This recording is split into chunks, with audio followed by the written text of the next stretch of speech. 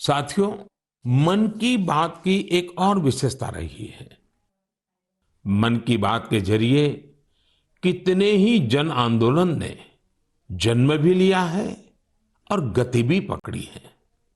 जैसे हमारे खिलौने, हमारी टॉय इंडस्ट्री को फिर से स्थापित करने का मिशन मन की बात से ही तो शुरू हुआ था। भारतीय नस्ल के श्वान, हमारे देशी डॉग्स, उसको लेकर जागरूकता बढ़ाने की शुरुआत भी तो मन की बात से ही की थी।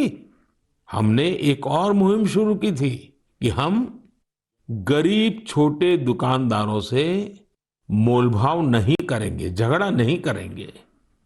जब हर घर तिरंगा मुहिम शुरू हुई, तब भी मन की बात ने देशवासियों को इस संकल्प से जोड़ने में खूब भूमिका निभाई। ऐसे हर उदाहरण समाज में बदलाव का कारण बने हैं। समाज को प्रेरित करने का ऐसे ही बीड़ा प्रदीप सांगवान जी ने भी उठा रखा है। मन की बात में हमने प्रदीप सांगवान जी की हीलिंग हिमालयज अभियान की चर्चा की थी। वो फोन लाइन पर हमारे साथ हैं। प्रदीप जी नमस्कार। सर जय हिंद। जय हिंद, जय हिंद भैया। कैसे हैं आप? सर बहुत बढ़िया, आपकी आवाज सुनकर और भी अच्छी। आपने हिमालय को हील करने को सोची, हाँ जी सर। अभियान भी चलाया। आजकल आपका कैंपेन कैसा चल रहा है? सर बहुत अच्छा चल रहा है। 2020 से ऐसा मानिए कि जितना काम हम 5 साल में करते थे, अब वो 1 साल में ही हो जाता है। अरे वाह। हाँ जी सर। शुरुआत बहुत नर्वस हुई थी, बहुत डर था इस बात को लेके कि जिंदगी भर ये कर पाएंगे नहीं कर पाएंगे, पर थोड़ा सपोर्ट मिला और 2020 तक हम बहुत स्ट्रगल भी कर रहे थे। ऑनेस्टली लोग बहुत कम जुड़ रहे थे, बहुत सारे ऐसे लोग थे जो कि सपोर्ट नहीं कर पा रहे थे, हमारी मुहिम को इतना तवज्जो भी नहीं दे रहे थे। बट 2020 के बाद जब मन की बात में जिक्र हुआ, उसके बाद बहुत सारी चीजें बदल गई। मतलब पहले हम साल में 6-7 क्लीनिंग ड्राइव कर पाते थे, 10 क्लीनिंग ड्राइव कर पाते थे। आज की डेट में हम डेली बेसिस पे 5 टन कचरा इकट्ठा करते हैं अलग अलग लोकेशन से। अरे वाह। मन की बात में जिक्र होने के बाद आप सर बिलीव करें मेरी बात को कि मैं ऑलमोस्ट गिव अप करने की स्टेज पे था एक टाइम पे, और उसके बाद फिर बहुत सारा बदलाव आया मेरे जीवन में और चीजें इतनी स्पीड अप हो गई कि जो चीजें हमने सोची नहीं थी। सो आई एम रियली थैंकफुल कि पता नहीं कैसे हमारे जैसे लोगों को आप ढूंढ लेते हैं, कौन इतनी दूर दराज एरिया में काम करता है, हिमालय किस क्षेत्र में जाके बैठ के हम काम कर रहे हैं, सॉल्टिट्यूड पे काम कर रहे हैं, वहां पे आपने ढूंढा हमें, हमारे काम को दुनिया के सामने लेके आए। तो मेरे लिए बहुत इमोशनल मोमेंट था तब भी और आज भी कि मैं हमारे देश के जो प्रथम सेवक हैं उनसे मैं बातचीत कर पा रहा हूँ। मेरे लिए इससे बड़ी सौभाग्य की बात नहीं हो सकती।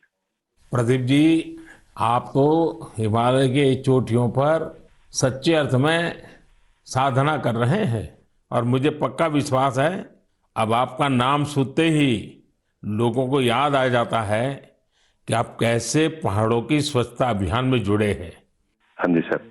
और जैसा आपने बताया कि अब तो बहुत बड़ी टीम बनती जा रही है और आप इतनी बड़ी मात्रा में डेली काम कर रहे हैं। हाँ जी सर। और मुझे पूरा विश्वास है कि आपके इन प्रयासों से, उसकी चर्चा से अब तो कितने ही पर्वतारोही स्वच्छता से जुड़े फोटो पोस्ट करने लगे हैं। हाँ जी सर, बहुत। ये अच्छी बात है। आप जैसे साथियों के प्रयास के कारण waste is also a wealth, ये लोगों के दिमाग में अब स्थिर हो रहा है और पर्यावरण की भी रक्षा हो रही है। और हिमालय का जो हमारा गर्व है उसको संभालना, संवारना, वो सामान्य मानवी जुड़ रहा है। प्रदीप जी, बहुत अच्छा लगा मुझे। बहुत बहुत धन्यवाद भैया। Thank you sir, thank you so much. जय हिंद। साथियों, आज देश में टूरिज्म बहुत तेजी से ग्रो कर रहा है।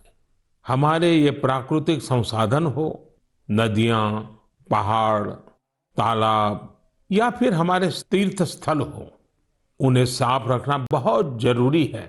ये टूरिज्म इंडस्ट्री की बहुत मदद करेगा।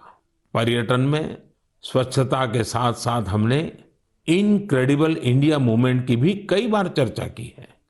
इस मूवमेंट से लोगों को पहली बार ऐसे कितनी जगहों के बारे में पता चला जो उनके आसपास ही थे। मैं हमेशा ही कहता हूं कि हमें विदेशों में टूरिज्म पर जाने से पहले हमारे देश के कम से कम 15 टूरिस्ट डेस्टिनेशन पर जरूर जाना चाहिए।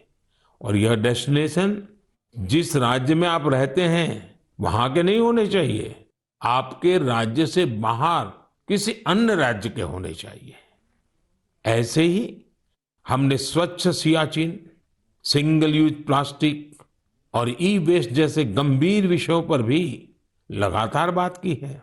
आज पूरी दुनिया पर्यावरण के जिस इशू को लेकर इतना परेशान है, उसके समाधान में मन की बात का ये प्रयास